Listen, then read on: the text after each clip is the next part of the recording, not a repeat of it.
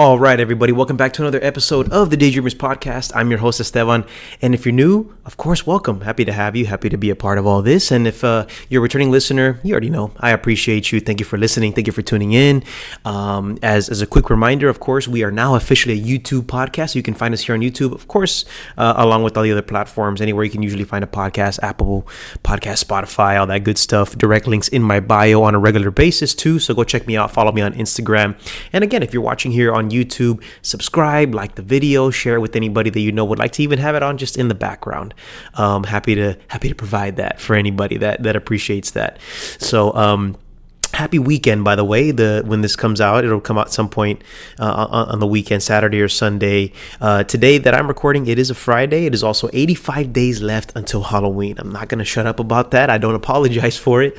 We're getting a little bit closer. I selfishly got a few more things to help decorate the place when it's time. I think that decoration time is right around the corner. So I'm really excited to even just some fall stuff, it's not quite feeling that way outside yet. It's still really hot. If you're here in Southern California, you know what I'm talking about. It's been kind of I wouldn't say a crazy heat wave, but it's just been really fucking hot. It's like our dog, to take him outside for a walk, it's a little bit of a struggle picking the right times to take him out.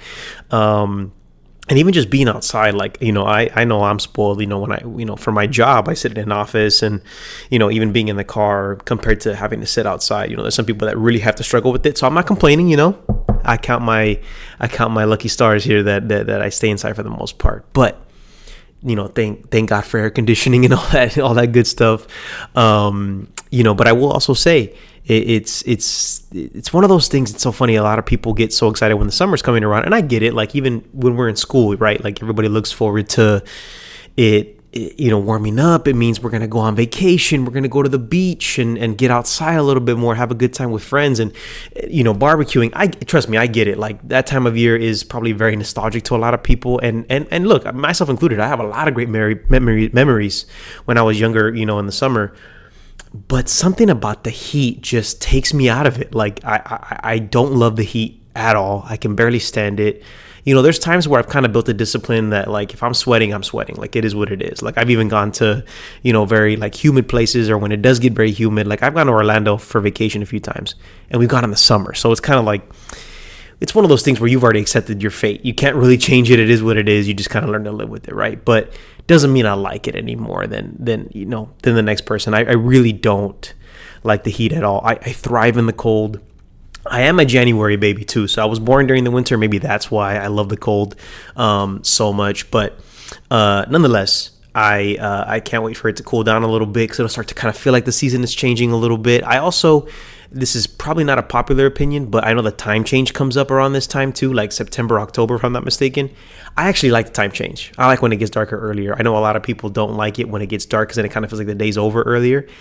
I personally don't mind it. I actually feel like, if anything, it maybe just kind of goes well with the season. It kind of makes sense for it to get dark earlier. But then again, I'm probably just biased, or I'm just a little weird like that.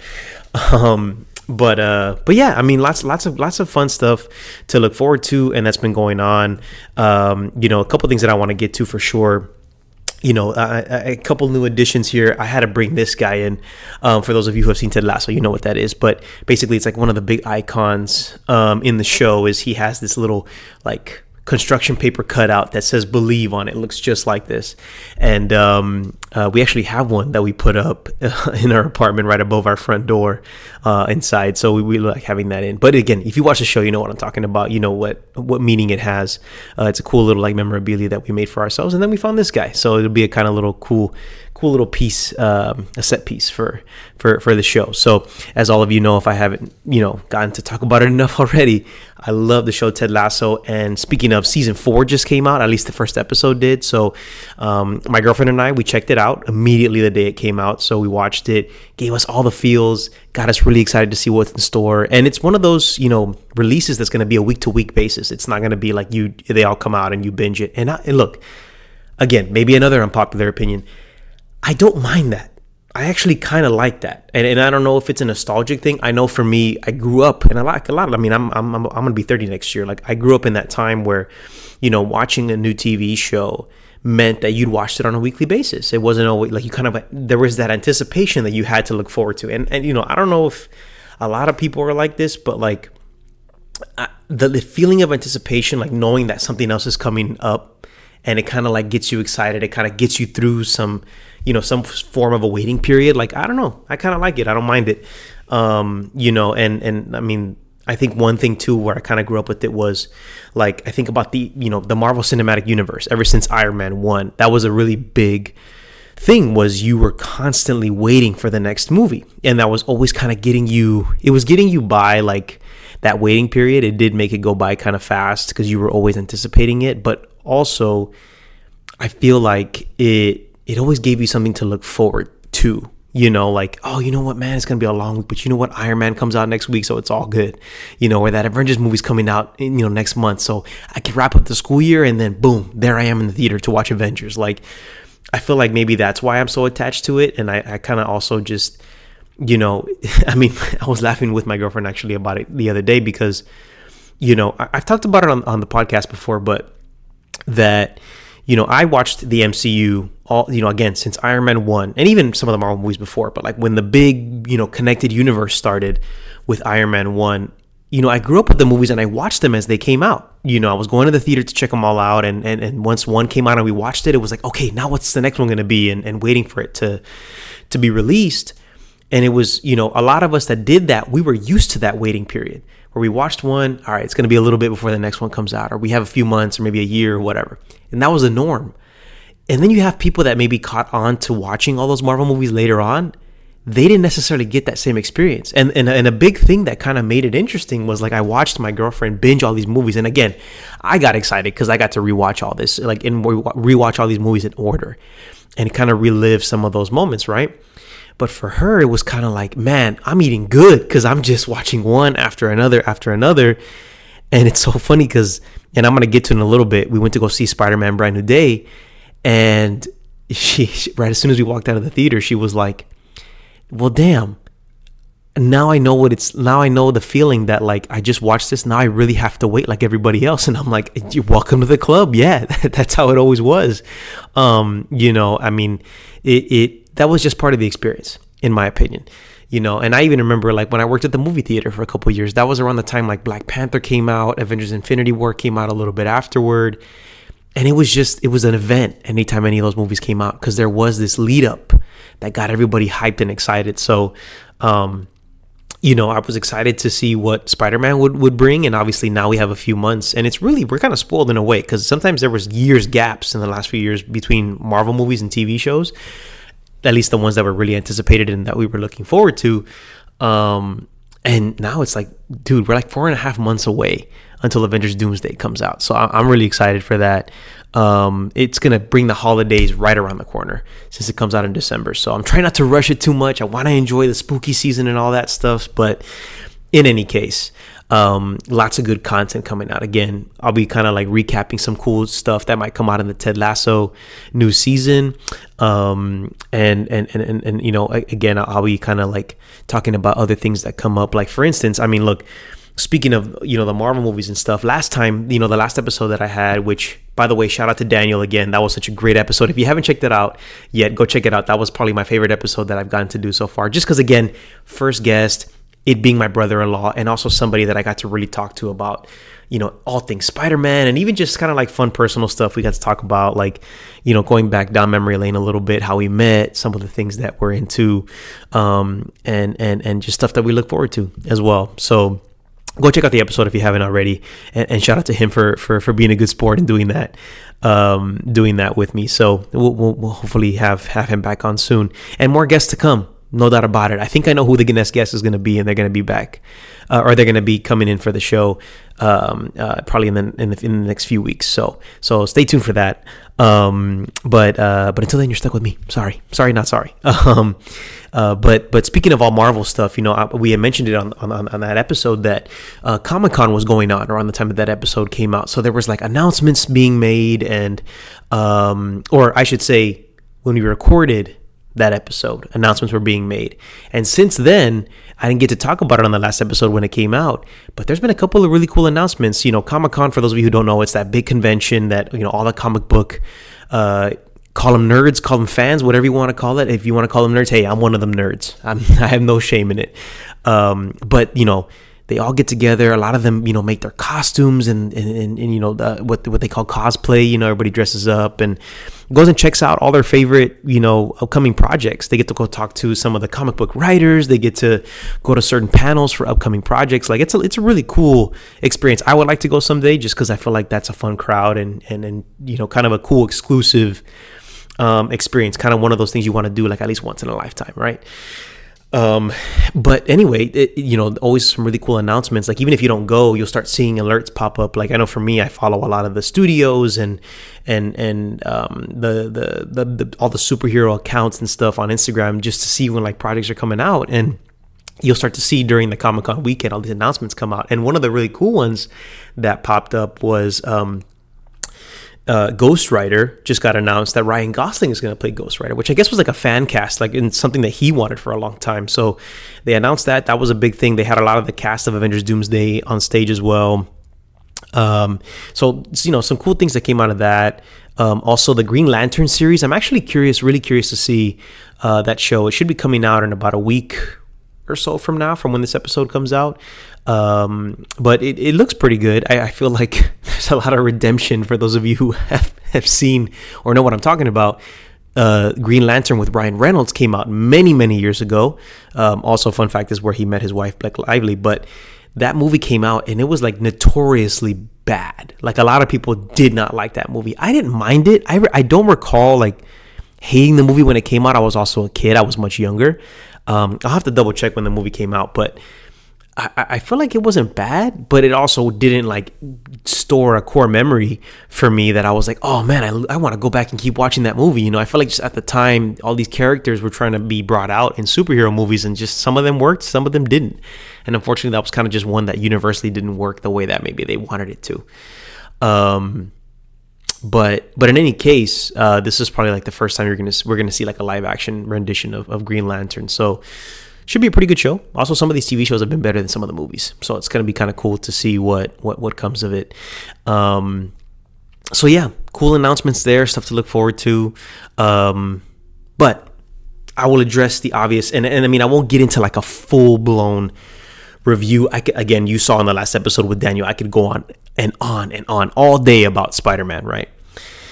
But Spider-Man Brand New Day, we checked it out again. Myself, Daniel, my sister, and of course my girlfriend. The four of us went on a little double date and checked out the movie. We saw it in Dolby. Great to watch in Dolby. Highly recommend for especially a lot of these like action-packed movies. If you haven't ever experienced it and you can kind of spare a couple bucks, it's definitely worth it. Yeah, we checked it out and funny enough too, I ran into my best friend Johnny. He was at the theater. We didn't even know he was going to be there. I ran into him. He's probably going to be on the show at some point. I'll probably invite him over to come do an episode. But anyways, packed theater. I hadn't seen like a decently packed theater in a long time. And also hadn't gone on an opening weekend for a movie in a while. So that was really cool, just to kind of get that energy back. Loved being in a full theater. We sat down immediately and I was like, oh, I love this, dude. I missed this. People dressed up, people like super fanned out, like ready to watch this movie. And I have to say, look, we kind of talked about it on the last episode. My expectation personally was that I was excited to see what they were going to do in terms of like maturing his, Tom Holland's version of Spider-Man and, see more action and first I will say, without giving away any spoilers, the movie definitely did that. Like I feel very happy to see that his character is truly developing and evolving. Like that's what this movie was going to be about anyway. Like a lot of us knew it was about evolution and him kind of like growing into more mature powers and also his life experience, right? Like Peter Parker struggling, everybody's forgotten who he is, by the end of the previous Spider-Man film, No Way Home. So, he's still living that difficulty of like his best friends don't know who he is because of that spell that Doctor Strange casted. And, it's this whole thing of like him struggling as Peter Parker and he's thriving as Spider-Man, but his life as Peter Parker is literally like deteriorating by the day, to where it's pretty much non-existent. And so I feel like seeing his struggle, I mean, we kind of see it in like Spider-Man 2 when Tobey Maguire's Spider-Man has a hard time being the superhero. So he just kind of goes back to being Peter Parker for a little bit in the movie. It's kind of like the opposite. And I feel like that was a really good cool story arc for Tom Holland's Spider-Man. I mean, it was overdue. I feel like a lot of people, didn't love the fact that his character was always reliant on other Marvel characters. And in this movie, you run into some other Marvel characters, but it didn't feel like he needed them for his story. They kind of just complemented what he was going through in his life at that time. So I feel like it was done very well. The action was super dope too. The fighting, again, the director of Shang-Chi, Destin Daniel Cretton, is the person who directed this film, and it definitely showed. Like, the action definitely was ramped up a little bit. You get the sense that, like, yeah, this Spider-Man's not a kid anymore. And I loved that. You get cool snippets. The visuals in this movie too were awesome. Like the way they filmed certain things, the angles they caught, and the way they used slow-mo or even like POV, like literally getting points of view of him like swinging as if what would you see? What would you be feeling with like the breeze and the wind as you're kind of swinging through New York? Like, you got a lot of these cool visual shots that were they were awesome. So, loved his costume, loved I think the stakes that were involved in the film too were pretty dope. So yeah, I mean, look, if I were to give it like a rating out of 10, I'd give it like an 8.99. And I'll tell you this too, I wanted to watch it again before I recorded the podcast, didn't get to, but I'm definitely gonna watch it at least once more before it leaves theaters, just because it was such a good solid Spider-Man movie. I mean, I think it's probably my favorite live action Spider-Man movie, at least since Tobey Maguire's Spider-Man 2. And I'm not, look, I'm gonna be transparent too, guys, because like I watch a lot of these, and I have for years. I watch a lot of these reviewers and people that talk about these movies. That's kind of how I learn a lot about these comic book characters and like where these movies are going, like people finding out rumors and leaks and all this stuff. Like I get really entertained watching a lot of that stuff on YouTube. So I'm a nerd like that. I have no shame in it. But the one thing that I can never connect with too much is I'm not such a crazy super critic. Like, I'm very easily entertained. Maybe I need to get out more. I don't know. But like, I really am not somebody that gets super critical. I mean, I'll be honest, if there's things that I feel like didn't make sense or that are kind of weird. Also, I have a huge bias with Spider-Man. And I'm not tied to the character like as far as like as deep into like the comic books like maybe my brother-in-law is, so it's a little bit harder probably for me to critique and to be defensive about the character in that way, which I know a lot of people are. So the only thing I will say is, look, I mean, one thing I told myself I was going to try to do, and it's going to be a little tough, but I'm going to give it a shot here. I'm doing this in real time too. I didn't prepare this ahead of time, but I kind of had an idea of how I wanted to rank all the Spider-Man films. A lot of people are doing this, and I was like, well, okay, I got to give it a shot at least, because I got to see what I'm working with here. And like, I was hearing some of my favorite like YouTubers, like shout out to 3C Films, Sammy J Reacts, and a few others like that YouTube shows that I like to watch. And I watch their clips and reviews and all that stuff just because I kind of like their take and perspective too. And I was kind of listening to some of their rankings, and I'm kind of like, I don't know if I agree or if I disagree, or if I would pick them any differently. So you know what I'm going to do? I'm going to pull them up right now. Let me see. All the Spider-Man films. Let's see. I think there's 11 now, including this one. I could be wrong here. Let me see. I know Toby had 3. Andrew Garfield had 2. So that's 5. And then you have obviously the 2 animated films, the Spider-Verse films, and then now you have 4 with Tom Holland. So was that 4, 6, 8? Yeah, 11 in total.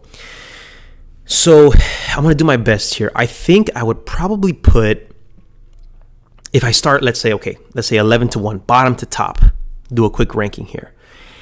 I think I would start probably with, my least favorite Spider-Man movie. Here I can already tell I'm going to have a hard time. But no, let's give myself this challenge here. I really want to see if I can get this right. Okay. So I would probably say the bottom of the list is probably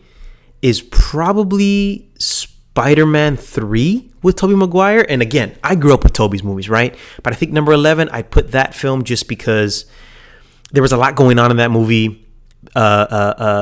I wish they would have done Venom a little differently. I feel like we only got a taste of what it could have been, and it was kind of just rushed into the movie along with all these other characters. I don't hate the movie though. I gotta be honest. Like I still enjoyed it when it came out, and it's also, we get a lot of those memes of Tobey Maguire getting all emo and doing the dance and the whole thing. So I still love it for a lot of those reasons. But I think just as a Spider-Man movie, it's probably my least favorite. So that'd probably be 11. I think number 10, I'd probably go with... I think number 10 would probably be... Oh, this is tough. Okay. 11 is Spider-Man 3. Number 10 is probably Tom Holland's, what is it? Spider-Man Far From Home. Again, not a bad movie. I just think it was one of those where Mysterio was a cool villain. Jake Gyllenhaal playing Mysterio. But I also feel like there was other plot lines that were involved with like some of the other Marvel characters in that movie that I feel like it was almost a little bit too all over the place. Him going to Europe and this whole back and forth with a lot of the, all these people having to just kind of go with this storyline. I felt like a little more scattered of a movie, to be honest with you. So number 10 would be Spider-Man Far From Home. I think number 9 would probably be The Amazing Spider-Man 2 with Andrew Garfield. Again, for a lot of the same reasons. There was just a lot of characters going on at once. A lot of the villains were all over the place. Like, I feel like it was just a very, very scattered movie. And to be honest with you, like, look, a lot of the visuals and I think some of the things they did justice for as far as Andrew Garfield playing Spider-Man, some of the fight styles or the way he would swing, like all that stuff I feel like was done very well. But just as a movie, it was put together very funky. Like there was just too much going on. So I'd probably put that at number 9. I think number 8 would probably be Spider-Man Homecoming. Just because, let me see, I'm doing that. So 11, Spider-Man 3. Number 10 would be Spider-Man Far From Home. Number 9 would be gosh, look at me. I'm a hot mess, guys. Like, this is what happens when you get my favorite character and you try to get me to, well, you guys didn't force me. I'm here doing it on my own, obviously. Let's see here. Why don't I just make myself a little note here so I don't lose track? Because I'm over here just doing my best to try to keep it together and not lose track. Okay, so number 11, Spider-Man 3. Number 10, Spider-Man Far From Home. Right? And then, let's see, number 9, Amazing Spider-Man 2. So as people call it, TASM, The Amazing Spider-Man 2. Number 8 would be, probably be Spider-Man Homecoming. I think that's probably just because he was still very much a kid. He didn't get to do as much maybe as you would have liked to see him do. It relied a lot on his connected relationship with Tony, Iron Man, which was still cool. I can't be mad about that. But nonetheless, I still feel like it relied a lot on that, and he was very limited with what you could do in this first movie with him. But it was still entertaining. It was still pretty good.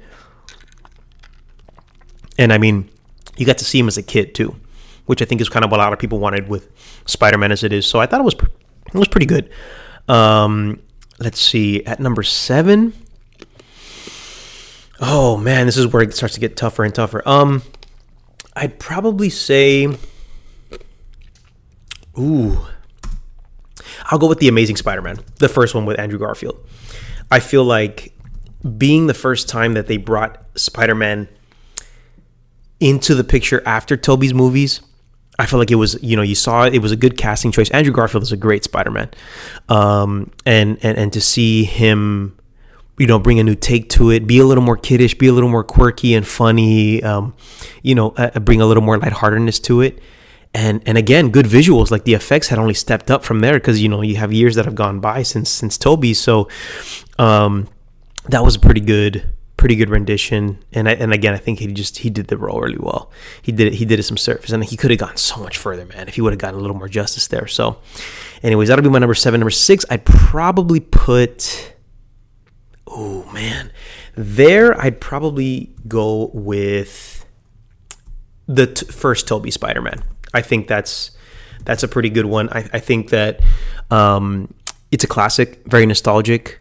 It's the first one that a lot of us grew up with, that I grew up with as far as the character and seeing him on screen. That was my Spider-Man for the longest time. So I think I would put that at 6. I think number 5, then I'm going to go with Spider-Man Into the Spider-Verse. So this is the first animated Sony film they did with Miles Morales.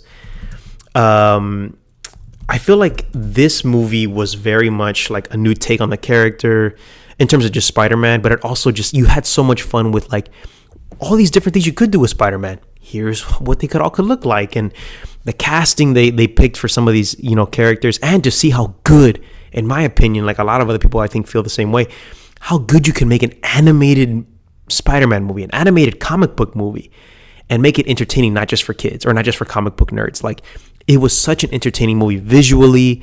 The story was great. Obviously, this idea of representation to Miles Morales being, you know, Hispanic and Black, like it was such a dope introduction to, and a new way to kind of tell the story of this character. You know, and again, continuing to extend that story itself. So that would be my number 5. I think at number 4, I put the sequel, Across the Spider-Verse, and I think that's just because I think that it was one of the better comic book sequels for any movie. So I think that was pretty dope. And I will also give it a lot of credit too. I feel like they did a lot of really cool things, some good, like, you know, little snippets and Easter eggs and all that stuff. So I did enjoy that about the movie. The visuals got even better in the second one, you know, again, it being an animated movie.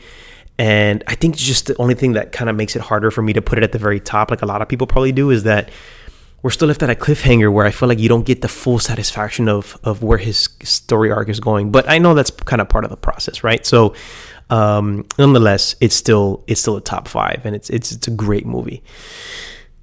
Okay, so now we're at number 4. Now we're looking at the top 3.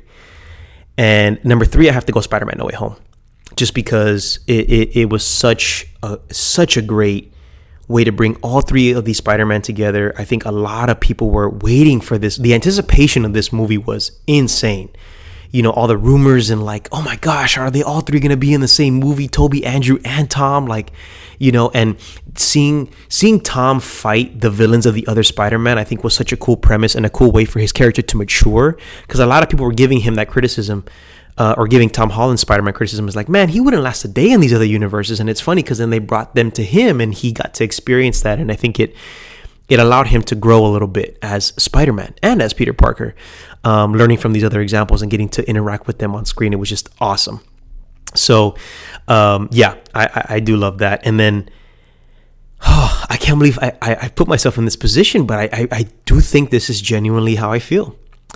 I think on the number 2 spot, I gotta put Spider-Man Brand New Day. Yeah, I really think it was that enjoyable of a movie. It was so satisfying to see Tom now living even more to his full potential as Peter Parker and Spider-Man, and him being so capable as a growing adult into this role, and seeing him go through his struggles, seeing his level of maturity as a character. And I feel like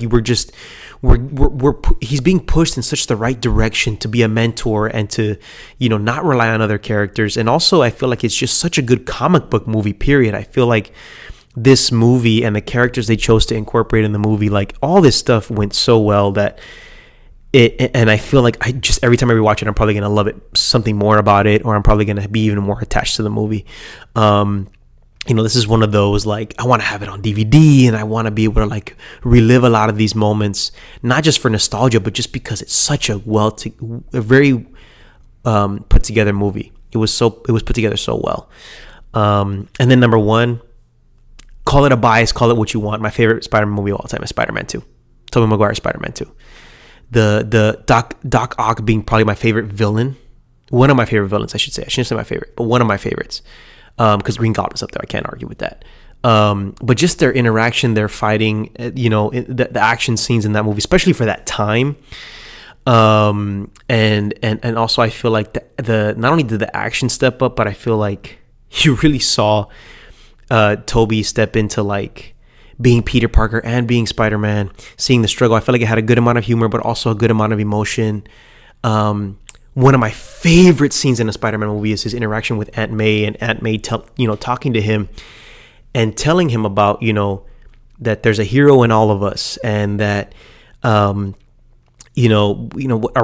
of like, it's almost like going off of that responsibility speech that Uncle Ben gave him, but it was more about like, there's a lot of reality to this that is difficult, but there's an importance to being this figure, this hero. And it's also kind of like the moment where you kind of feel like she's figured it out, that he's Spider-Man, even though she doesn't say it. So many great things. And I think it's safe to say it's my favorite Spider-Man movie of all time. So, man, that took a minute, but I'm glad I got that out the way.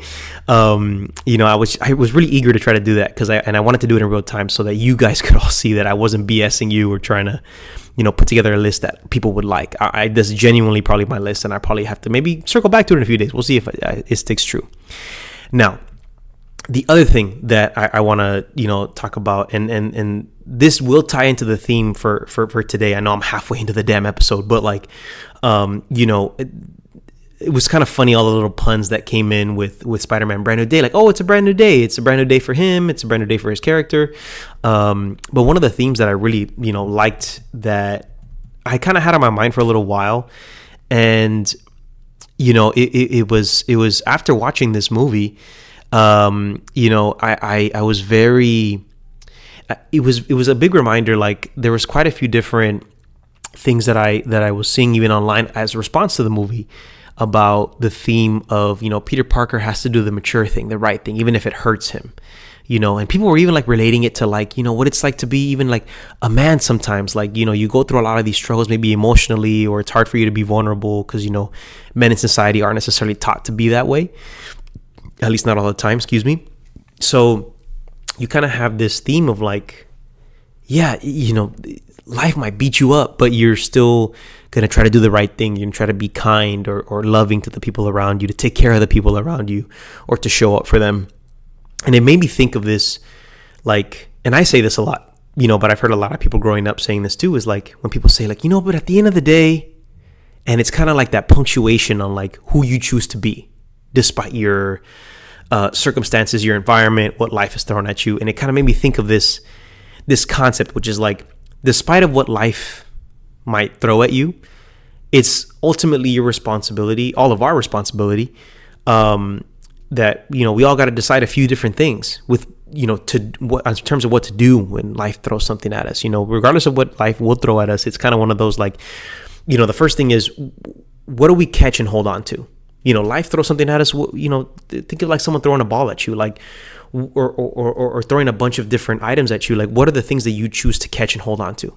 In life, what are the things that come your way that you go, what, this is something that I want to hold on to because it's going to teach me something, or it's something of value, or it's a life lesson, or it's some advice, or, or even it's just kind of like a core memory that, you don't want to lose, because life doesn't just throw bad shit at you. It throws everything.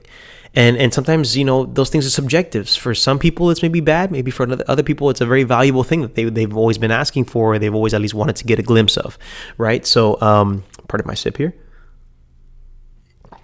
And so, I think that was one really cool premise. Another part of that concept is like, what do we catch and release, or like, what do we get thrown our way that we just turn into something else, right? Like, let's say for an example, someone throws some criticism at you, or a judgment, and maybe it hurts you, maybe it hurts your feelings a little bit, but you figure, I also don't want to just let that, sit as weight on my shoulders. Maybe I just want to catch it, absorb it, kind of observe it, see what it is. Maybe not just take it for face value, but like, why would somebody say it like that? Or like, maybe does it make me look internally at something, not because I need to go off of or do it solely because I got criticism, but it's like, what can I do about that? That maybe there is something for me to learn, to take away. And I can turn it into something that is like constructive criticism. I can turn it into a different perspective that maybe I didn't have already.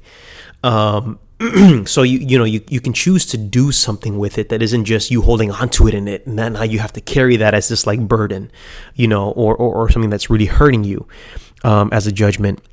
Another one too is like, what do we just straight up dodge? When life throws some shit at us, what do we just choose to get out of the way and not let it even give us any sort of, impact or pain or anything? Like, we can just say, you know what, nope, that's not for me. I'll avoid that at all costs. Because sometimes there's negative energy coming at you that you don't need to spend any time receiving or holding on to, or sometimes people are just giving you bad advice, or maybe people are genuinely trying to help you, but maybe that, to use the theme, at the end of the day, maybe it's not for me, and that's okay. At the end of the day, that really is up to you. I'm going to keep saying this, at the end of the day, phrase now, and I'm gonna laugh at myself every time. So bear with me. But hey, that's kind of the whole idea or premise, is that it's a really common thing that we say, and maybe it has a little more value than we expected. Anyway, I digress.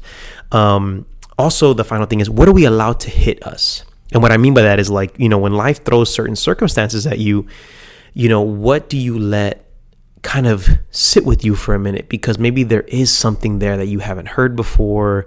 Even if you don't like it in the moment, maybe you realize that it's something that you do need to add, into your perspectives or your way of thinking. Because sometimes it's like when a best friend of ours or a loved one gives us a harsh truth, or they give us some tough love. We may not like it in the moment when we're first hearing it, or it may be very difficult to hear or to really understand what the message is there. And then we realize later, like, oh, well, I hate to admit it, but they had a point, or they've got a point. I see what they're saying. It actually probably would help me a little bit if I thought a little bit more this way.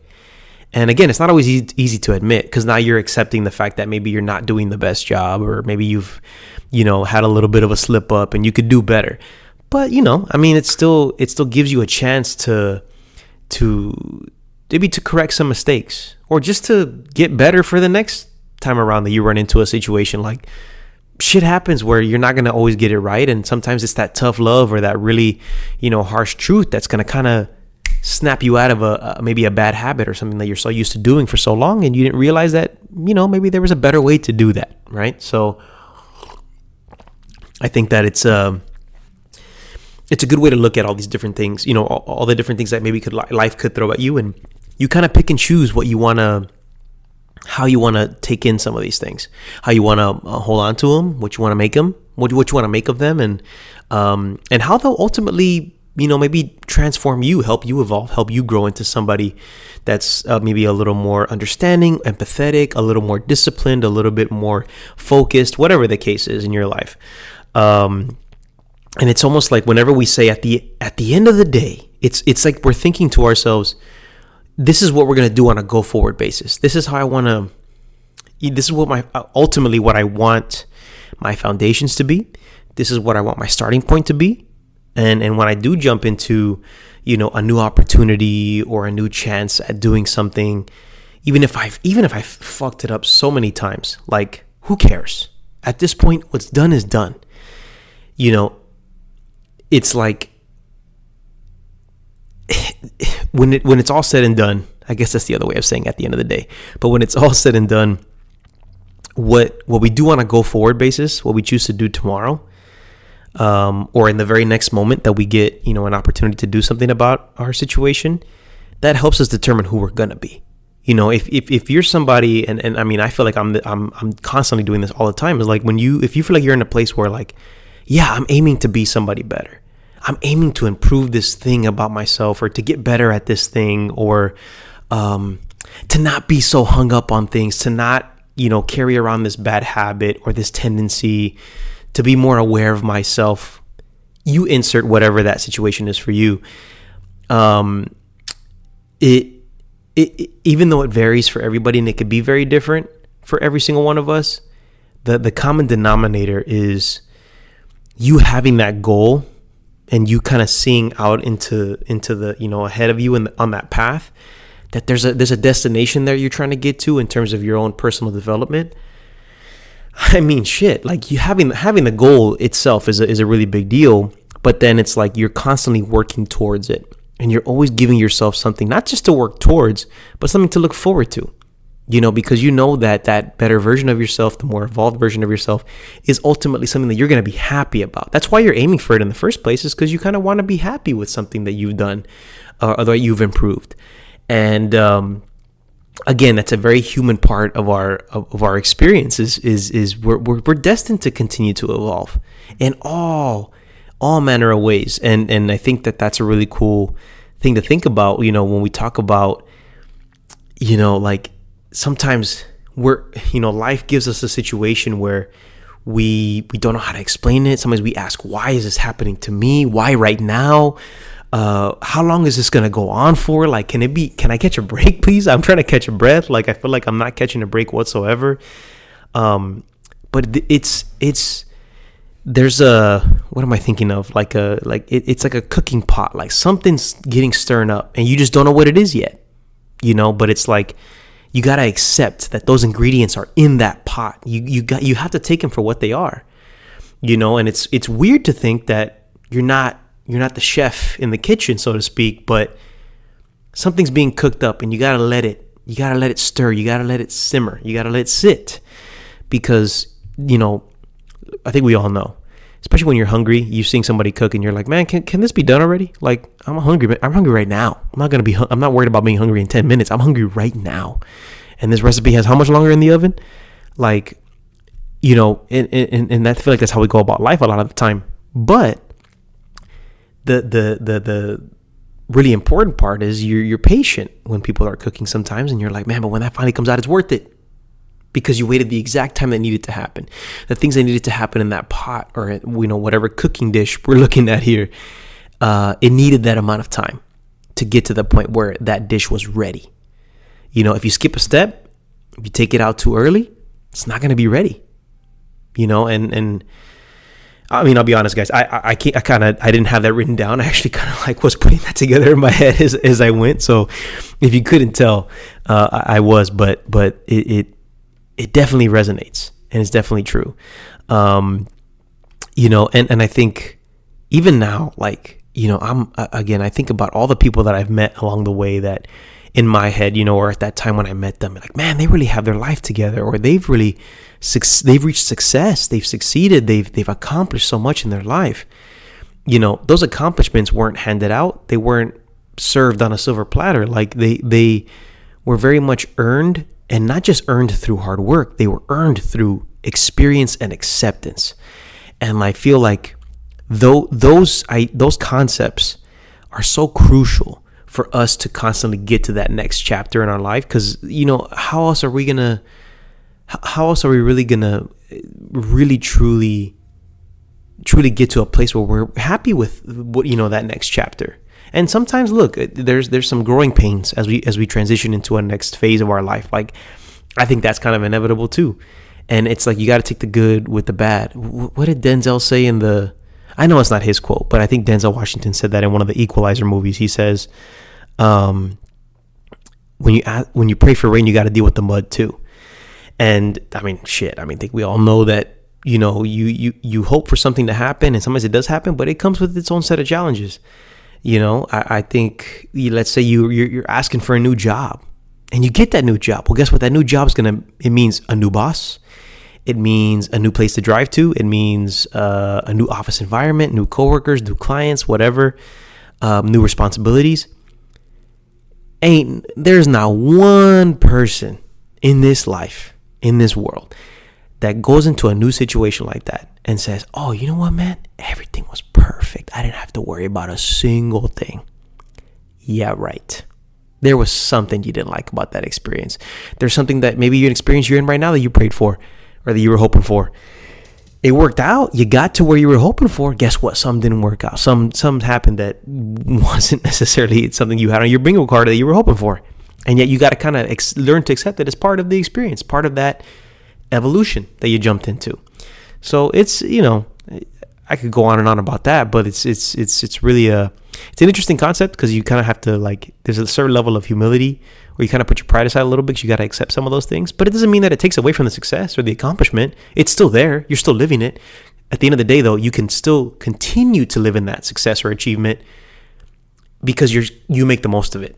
Because then now that it's in your lap, like you've now reached that accomplishment or achievement, the way you maintain it is what you choose to make of it. And even if you know that maybe sooner rather than later you realize, you know what, I was really hoping for this situation to work out for me to get to this point in my life, and now that I'm here, it wasn't what I thought it was, and I don't think I want to stay here for very long. I feel like that's okay too. I don't think any of us should feel guilty about that. I think as long as we're staying true to ourselves, we're not doing anything for the wrong reasons. But then on top of that, it's kind of like, if we do want to, pivot again and go in a different direction or evolve yet again so quickly, it's just a matter of not feeling guilty about it, but just being very intentional with ourselves. Are we checking in with ourselves to feel like, yeah, this is really what I want. I'm not doing it just because I'm getting lazy, or I don't want to challenge in my life. Like, no, accept it for what it is. And then if you realize it's not yours to hold on to or keep for very long, then yeah, you got every right to determine that you want to move on to something else. That's why each of our experiences is our own, because it's not for everybody else necessarily to dictate, because no one else has to live the true burden, consequence, or the achievement that we sit in anytime we, move towards something, that we work towards something. So, am I preaching to the choir? I don't know. But I hope that it at least somewhat relates to what any of you might got going on. I know it definitely relates to a lot that I got going on. I mean, to be selfish for a second, I know, I have pivoted jobs many times. I've, thought about different things that I wanted to do with my life. I mean, look, this podcast was one of them. I went years hoping to be able to do a podcast, and here I am. But it comes with a set of challenges. Making time out of your day to do it. It is one more responsibility, but it's also a fulfillment if you make it that. And I'm even learning that now. There's times where I can easily be an overthinker, a stressed out person. Somebody who is very hard on myself about things. So you jump into this space of something new, and it's kind of like, well, damn, I'm living it, but I'm also like, am I living it the right way? And I feel like that's kind of one of the most important questions to ask yourself first before you decide, maybe I want to pivot and do something else again, or I want to transition into something even further away from what you're in. But again, to desire that, to look for that, it's human. We're all gonna do that. Well, I hope that message, again, resonated. It's definitely one that it kind of just hit me. Actually, the day that I was going to record, I actually had a different kind of message or theme that I wanted to do, but this one kind of hit me right before I started recording, and I thought, yeah, you know what, this is a good one. And it's kind of a good play on words. At the end of the day, brand new day, just saw Spider-Man, it's cool. It's a cool thing to tag into.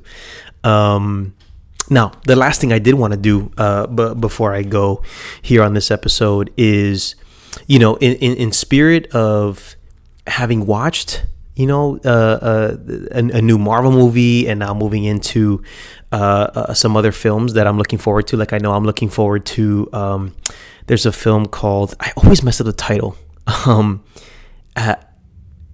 End of Oak Street, or The House at the End of Oak Street. I gotta look it up because I'm gonna mess up the title. But it is, let me see here. It's a Warner Brothers film, and The End of Oak Street. Yeah. So it's a movie about dinosaurs. So of course I'm gonna look for it and try to go watch it. But it's starring Anne Hathaway, Ewan McGregor. So it's a good cast. I think from the day that I'm recording this, it probably is like a week away from being released. So I'm excited to go check that out. Again, we're creeping into spooky season. I'm looking forward to rewatching a lot of these movies. I feel like, I'm not lying to you, like my sister's birthday just passed. We're going to be celebrating, which, by the way, shout out to my sister if she's watching. I'm recording this a day after her birthday. So her birthday's August 6th. My goodness, I'm trying to say too much at once. Her birthday was August 6th. And so happy birthday to her. Love you, sis. We're going to be celebrating her this weekend too, doing some nice chill things.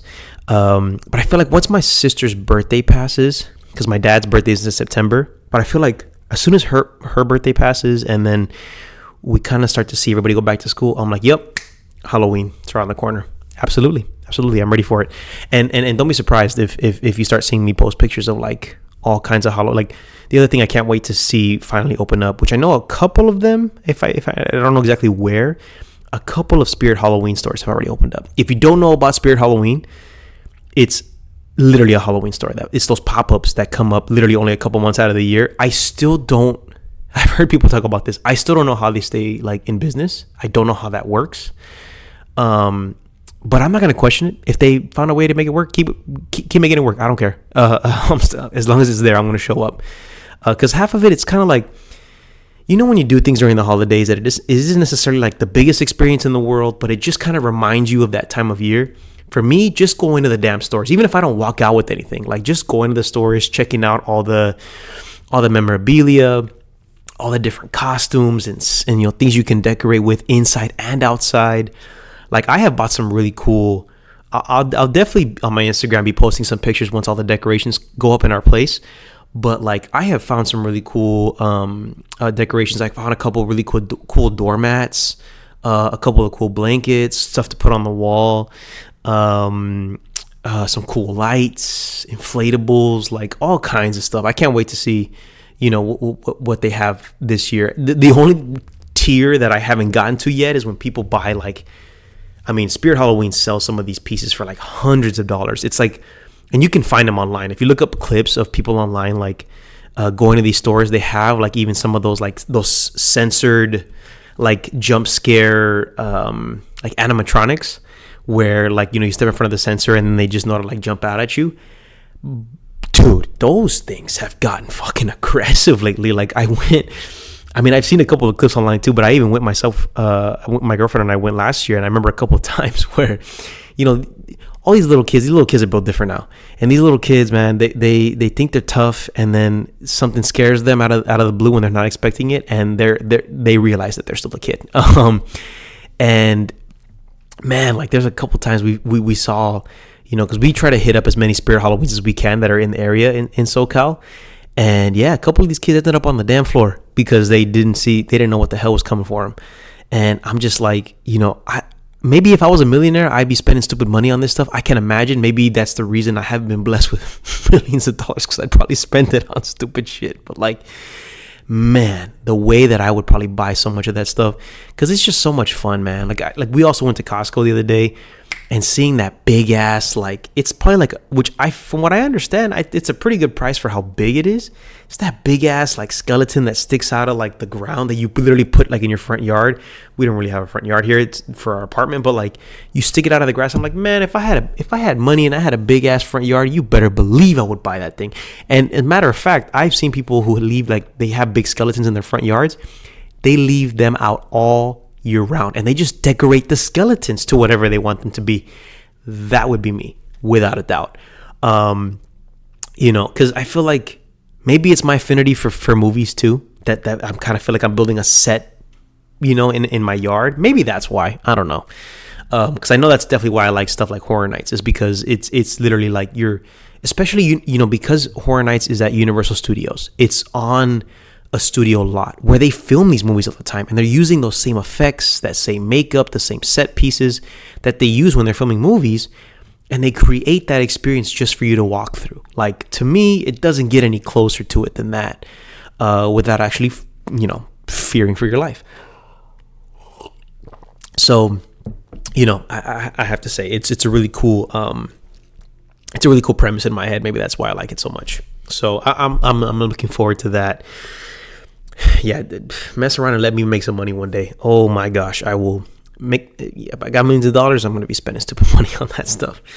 But yeah, I'm also, the last thing I'll say is it being, we're right at we're already wrapping up the first week of August, literally like 6-7 weeks away, and my girlfriend and I are gonna go check out Bruno Mars. Oh, I'm so excited! I was just listening to his album, The Romantic Again, just today, and yeah, I mean, I can't wait to see it live. I can't wait to see him perform, have Anderson .Paak there. He's gonna be, his as DJ Pee Wee, his alter ego, and just a really cool show that I can't wait for us to have that experience. I'll definitely be talking about it right before, on the podcast, right before we go to that show.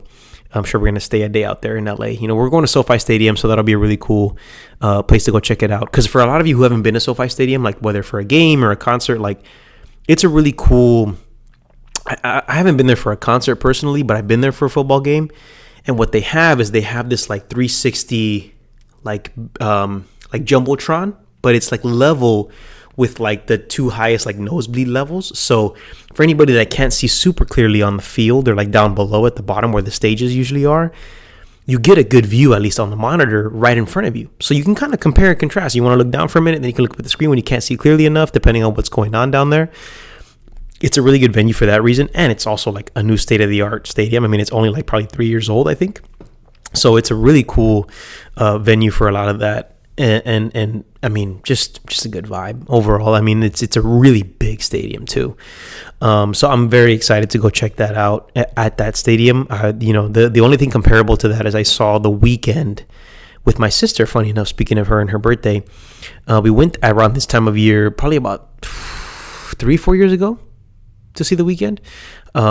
Also, and we saw him in Vegas. Great, at Allegiant Stadium, the Raiders Stadium. It's a really good venue as well. And so, yeah, looking forward to that. That's going to be a really good show. I just got to get out more, man. But everything's so fucking expensive. So yes, bottom line, I'm going to continue to keep you you guys are going to hear a few updates from me, whether it's, leading up to Avengers Doomsday, leading up to the finale of season 4 of Ted Lasso. I don't want to rush it. We're trying to savor every episode that comes out. I cannot recommend it enough. If you haven't seen Ted Lasso and you don't find like a feel-good show cliche or corny or cheesy, and even if you do, you should watch it anyway. But like, if you like feel-good shows, like the best thing I can compare it to is like if you like shows like Shrinking. It's a show about therapists, but it's a really funny show. If you like shows like like New Girl or man, what else can I compare it to? I mean, it's still like a one-of-one show. It's there's not a lot of shows that are exactly like it. But if you like that kind of humor, but also like really touching messages and stuff, I feel like that this show is right up your alley. And it's also just like a lot of people have said it, and I definitely feel this way about it. It's about the closest thing you're going to get to therapy without actually going to therapy. Like it's the best thing. There's something for everybody in that show, and it inspires you to be a better person. That's not even me. I'm not bullshitting any of you. Like it really, really does. So yeah, I highly recommend it. So yeah, and also my challenge to everybody that's watching, check me out. If you're checking me out here on YouTube, go in the comments, please, since we're going to start watching a lot of spooky, scary movies. Comment down below on this video. What is your favorite scary movie? What is your favorite Halloween movie? Or a movie that you recommend that I should watch that maybe I haven't seen yet? I've seen some of the cult classics. I've seen some of the newer movies as well, but there's still a handful. I'm sure that there's a laundry list of movies that I haven't checked out yet. The only thing I will be upfront with is that I'm not a huge fan of gory horror movies. It's not because it scares me. It's just more like it takes me out of what the movie is about. It's just a little distracting, I think, for me personally. But nonetheless, I ain't gonna filter you. Throw it in the comments. What scary movies should my girlfriend and I, be checking out and watching during this spooky season, or even an experience that you think I should go check out? No wrong answers here. I'm not gonna lie. If I don't like it, I ain't gonna go fucking do it. But just suggest it, and I'll see if I go check it out, or take some people, along the way. But yeah, I think that's it, everybody. I think that's it for this episode. I talked about everything that I wanted to talk about. As always, I appreciate every single one of you. Again, if you're new here, go check out some of the other episodes. Again, I just had my first guest on for the last episode, my brother-in-law, Daniel Embry. We had a great conversation about Spider-Man, all things Spider-Man, and had a great conversation just overall between the two of us. I'm going to have some other guests on. For those of you who know me that watch this show, let me know if there's someone that maybe I could have on this show. That would be a good suggestion. Things that you'd like me to talk about, that you'd like me to watch, to review. Down for all of it. So let me know in the comments. Again, share this video, subscribe to the channel, let people know about it. I'm happy to be again on in the background for anybody that wants to hear what I have to say. If I can be of any service or provide anything positive in your life, I am more than honored to be able to do so. So I appreciate every single one of you. Thank you for tuning in. Thank you for making it to the end of the video if you're right here. And let me know what you think. And I look forward to hearing any feedback. But otherwise, I will talk to you on the next episode. Every single one of you, whatever you're doing, wherever you are, have a great day. Have a great weekend. And just know that somebody loves you. Somebody's rooting for you. And spread it out. Give it to somebody else if you can. So take care. And I'll see you on the next episode.